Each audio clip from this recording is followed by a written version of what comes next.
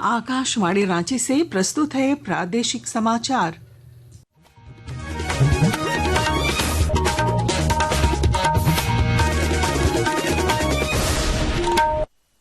नमस्कार, प्रादेशिक समाचारों के साथ मैं पूनम केरकेट्टा।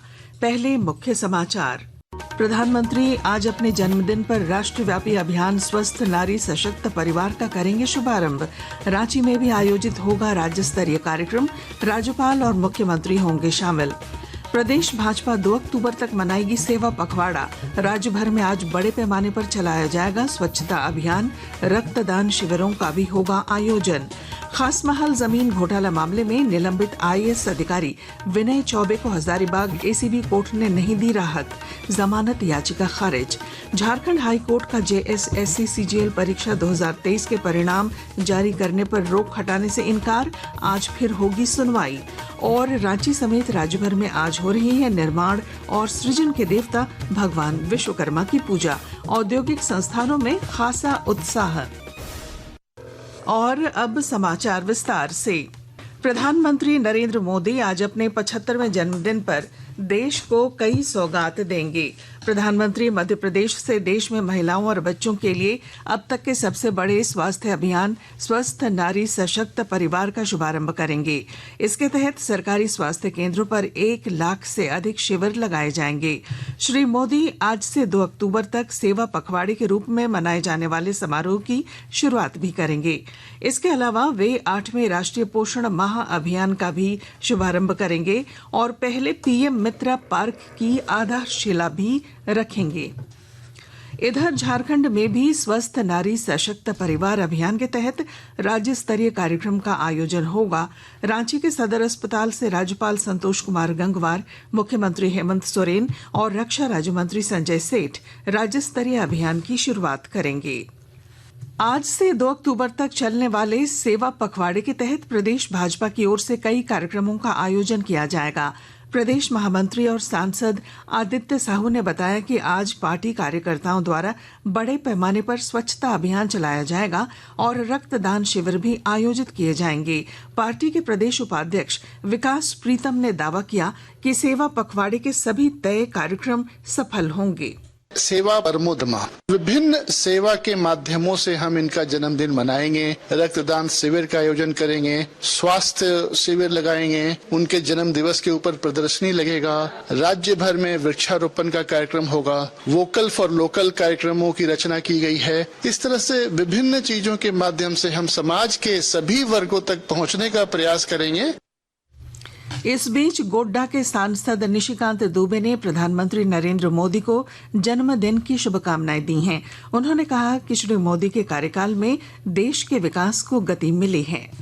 आज हमारे लोकप्रिय माननीय प्रधानमंत्री मोदी जी का 75वां जन्मदिन है और इस जन्मदिन के अवसर पर हम बाबा बैद्यनाथ से प्रार्थना करते हैं कि वो स्वस्थ रहें और विकसित भारत 2047 के संकल्प को पूरा करते रहें। खास महल जमीन घोटाला मामले में राज्य के निलंबित आईएएस अधिकारी विनय चौबे को हजारीबाग एसीबी कोर्ट ने राहत देने से इनकार किया है। अदालत ने विनय चौबे की जमानत याचिका खारिज कर दी है। विनय चौबे के वकील शंकर बैनर्जी ने कहा कि वे इस आदेश को झारखंड हाई कोर्ट में चुनौती देंगे। झारखंड कर्मचारी चयन आयोग जेएसएससी की सीजीएल परीक्षा 2023 के परिणाम जारी करने पर रोक हटाने से हाई कोर्ट ने इनकार कर दिया है। मुख्य न्यायाधीश तरलोक सिंह चौहान और जस्टिस राजेश शंकर की अदालत मामले की सुनवाई आज भी करेगी। आकाशवाणी के ताजा तरीन समाचारों के लिए आप हमारी वेबसाइट news.air.gov.in पर लॉग ऑन कर सकते हैं। ताजा समाचार X handle @AIR news alerts और Facebook page All India Radio news पर भी उपलब्ध है। आप प्रादेशिक समाचार एकांश के एक्स हैंडल @AIR न्यूज_रांची और Facebook page Akashvani news Ranchi, Instagram page तथा YouTube channel AIR news Ranchi पर भी हमारे बुलेटिन सुन सकते हैं। भारतीय जनता पार्टी ने फिर सूर्या हंसदा एनकाउंटर मामले की जांच सीबीआई से कराने की मांग की है। पार्टी के वरिष्ठ नेता और राज्यसभा सदस्य दीपक प्रकाश ने रांची में पत्रकारों से बातचीत में कहा कि एसटी आयोग ने इस मामले की सीबीआई जांच की अनुशंसा की है, लेकिन राज्य सरकार इसकी अनदेखी कर रही है। आयोग ने इस मामले को सीबीआई से जांच करने की अनुशंसा की है। दूसरा, उसने कहा है कि वहां पर जो उपस्थित पदाधिकारी थे, इस मुठभेड़ में शामिल थे, उनको तत्काल ट्रांसफर किया जाए और उस परिवार को सुरक्षा प्रदान किया जाए। लेकिन दुर्भाग्य से राज्य की सरकार इस पूरे मामले को घोल मोल करते हुए दबाने का काम कर रही है। इधर कांग्रेस के प्रदेश मीडिया प्रभारी राकेश सिन्हा ने आरोप लगाया है कि भाजपा एक अपराधी के सहारे अपनी खिसकी हुई जमीन वापस पाना चाहती है। राज्य में महागठबंधन सरकार की विकास योजनाओं से घबराई भाजपा अब एक अपराधी के पीछे अपनी नाकामियों को छिपाने का प्रयास कर रही है। एक अपराधी इनके लिए सामाजिक कार्यकर्ता हो गए। एक अपराधी का इनकाउंटर एक बार हुआ, लेकिन भारतीय जनता पार्टी के नेताओं के द्वारा उसी अपराधी का इनकाउंटर अपने बयानों में बार बार करवा दिया। मतलब एक अपराधी के पीछे पूरी भारतीय जनता पार्टी अपनी खोई हुई जमीन तलाश रही है। साहिबगंज जिले के किसानों के लिए केंद्र सरकार की जन कल्याणकारी योजनाएं वरदान साबित हो रही हैं और जानकारी दे रहे हैं हमारे संवाददाता। साहिबगंज जिले के लोगों का प्रमुख व्यवसाय कृषि आधारित है। जिले के कुछ प्रखंडों में किसान आंशिक रूप से सब्जियों की खेती करते हैं। कृषि संवर्धन एवं विकास के लिए सरकार द्वारा चलाई जा रही योजनाओं का लाभ लेकर इस बार जिले के राजमहल, उधवा इत्यादि प्रखंडों में जूट की खेती को प्रोत्साहित किया गया है। साहिबगंज के जिला कृषि पदाधिकारी प्रमोद इक्का ने बताया कि कृषि विभाग ने इस बार किसानों को जूट के उन्नत प्रभेद के बीज उपलब्ध कराकर 1569 हेक्टेयर में जूट की खेती कराई है।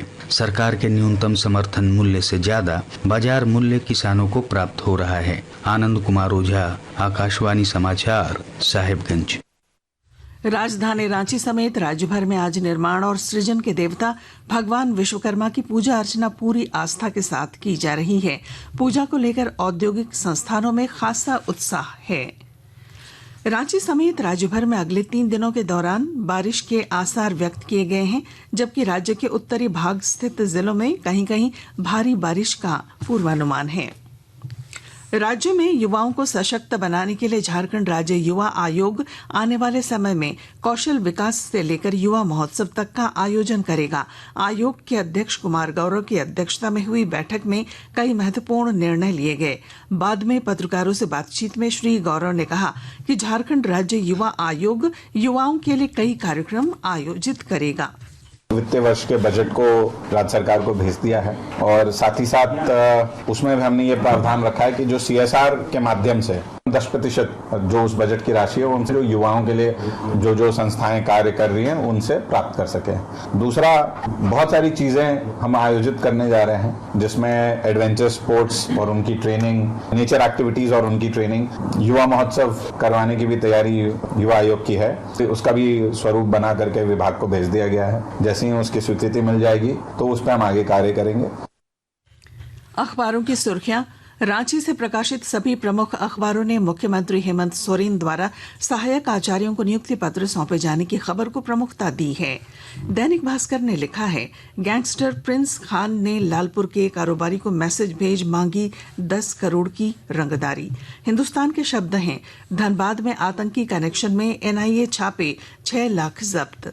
प्रभात खबर की सुर्खी है, चतरा में बालू माफियाओं का आतंक, छापेमारी टीम पर चढ़ाया ट्रैक्टर, 2 चौकीदार हुए घायल। दैनिक जागरण लिखता है, पितृपक्ष के बाद होगा कैबिनेट का विस्तार, रामदास सोरेन के पुत्र सोमेश बनेंगे मंत्री। और अब अंत में मुख्य समाचार। प्रधानमंत्री आज अपने जन्मदिन पर राष्ट्रव्यापी अभियान स्वस्थ नारी सशक्त परिवार का करेंगे शुभारंभ। रांची में भी आयोजित होगा राज्य स्तरीय कार्यक्रम, राज्यपाल और मुख्यमंत्री होंगे शामिल। प्रदेश भाजपा 2 अक्टूबर तक मनाएगी सेवा पखवाड़ा। राज्य भर में आज बड़े पैमाने पर चलाया जाएगा स्वच्छता अभियान, रक्तदान शिविरों का भी होगा आयोजन। खास महल जमीन घोटाला मामले में निलंबित आईएएस अधिकारी विनय चौबे को हजारीबाग एसीबी कोर्ट ने नहीं दी राहत, जमानत याचिका खारिज। झारखंड हाई कोर्ट का जेएसएससी सीजीएल परीक्षा 2023 के परिणाम जारी करने पर रोक हटाने से इनकार, आज फिर होगी सुनवाई। और रांची समेत राज्य भर में आज हो रही है निर्माण और सृजन के देवता भगवान विश्वकर्मा की पूजा, औद्योगिक संस्थानों में खासा उत्साह। और इसके साथ ही आकाशवाणी रांची से प्रादेशिक समाचार का ये बुलेटिन समाप्त हुआ। अगला प्रादेशिक मुख्य समाचार 10 बजे प्रसारित किया जाएगा। नमस्कार।